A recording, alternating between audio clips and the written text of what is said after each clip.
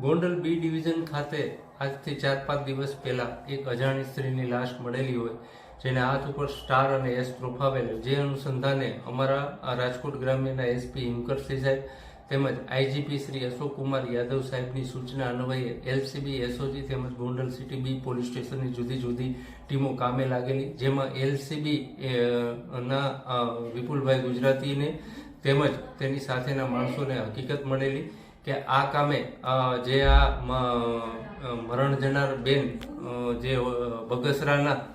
વતની હોય અને જે અનુસંધાને દીપાબેન સોલંકીનું નામ હોય, જે અનુસંધાને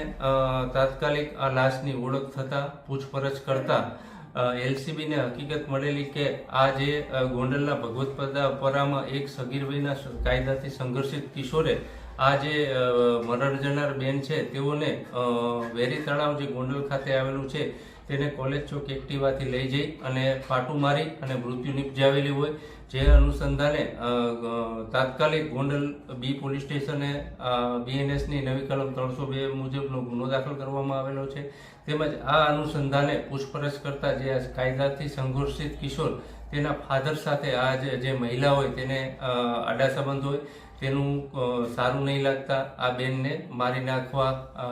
નાખેલ છે અને એનો પ્લાન બનાવેલ મારી નાખેલ છે. જે બાબતે આ ગુનાની તપાસ Gondal city B PI Gosai